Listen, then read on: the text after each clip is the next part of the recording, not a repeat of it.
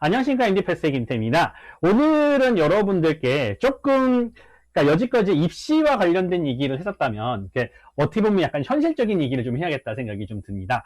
가지고 이제 저한테 이제 막상 입학을 하시고 난 다음에 어느 덴탈 스쿨을 갈까요? 어느 의대를 갈까요? 이런 거를 물어보시는 분들이 많은데, 특히 이제 덴탈 스쿨 같은 경우는 많은 학교가 좀 차이가 많이 난다 치면 1년에 막 2만 불씩까지 차이 나는 학교들이 있잖아요. 이제 그렇게 해가지고 요걸 한 4년 하게 되면 한 8만 불 정도 추가적으로 들기 때문에 좀 비싼 학교를 가는 게 맞나요? 가장 학비가 싼 데로 가야 될 것 같아요. 이렇게 말씀들을 많이 하십니다. 근데 제가 이제 거기에 대해서 감히 이제 뭔가 조언을 하자면, 그러니까 어쨌든 여러분들은 치대에 입학하시면 됩니다. 입학하시는 게 제일 중요해요. 그래서 이렇게 그 입학을 하셨다는 그 조건 하에 입학 그 증만 갖고 오게 되면은 그거를 학교 다니는 동안에는 그 이자를 안 내는 조건으로 근데 그 학교를 이제 학비를 대신 빌려주잖아요. 그래서 그렇게 빌려준 학교들이 많은데 그렇게 빌려주는 경우 같은 경우는 많이 빌렸을 때는 한 이제 졸업할 때까지 한 40만 불 정도쯤 빚을 지시게 됩니다. 그래서 그런 게 또 생각보다 이자가 굉장히 세죠. 막 8%, 9%막 이래요. 근데 이제 이자를 안 내니까 그래서 그 돈이 쌓이기 시작해가지고 막 이자랑 원금이랑 합치게 되면 졸업하게 되면 거의 한 40만 불 정도 되고 더 넘는 사람들 막 60만 불까지도 돈을 빌린 사람들이 있어요.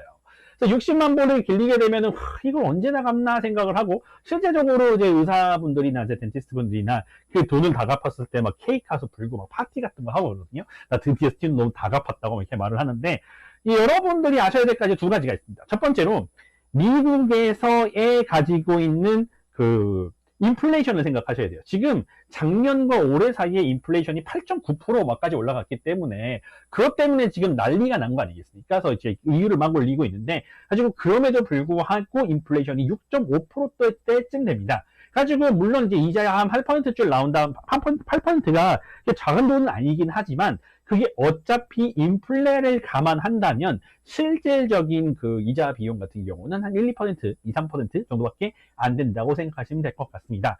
이제 두 번째로 내가 이제 진짜로 돈을 벌기 시작했었을 때 내가 내야 되는 실질적인 그 텍스 레이트를 생각하셔야 됩니다.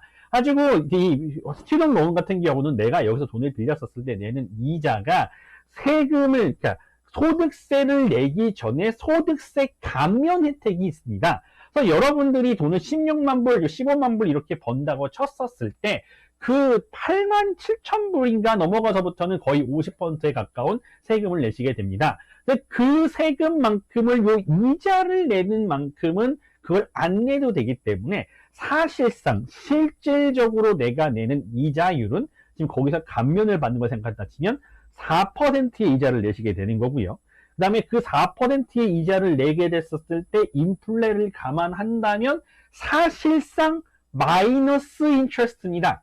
이게 그러니까 무려 8%나 이자를 내는 게 마이너스 인트레스트라고 하면서 의심을 찍을 수 있겠죠. 그러니까 물론 내가 빌린 돈에 비해서 내가 적은 돈을 썼고 내가 갚아야 되는 돈은 더 많은 건 분명한 사실이나 내가 어차피 세금이라는 명목으로 인해서 돈을 뜯긴다라는 걸 감안했었을 때는 사실상 마이너스 인트레스트입니다.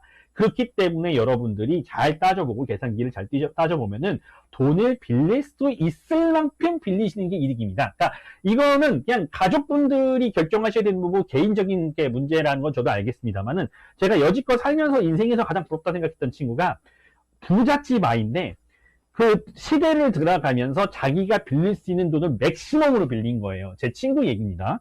그래가지고 그걸 들어가면서 돈을 빌렸는데 어차피 부모님이 다 돈을 내셨기 때문에 그 빌린 돈으로 전부 다 구글 주식을 샀어요. 그래가지고 걔가 졸업할 때쯤 되니까 그 주식이 무진장 올라가지고 그냥 그거를 팔고 다 했더니 거의 200만 불 조금 안 되게 남았다. 이렇게 얘기를 해가지고 그냥 그 돈으로 빚 다 갚고 자기는 은퇴를 하겠다라고 해서 은퇴를 한 친구가 인생에 제일 부러웠습니다.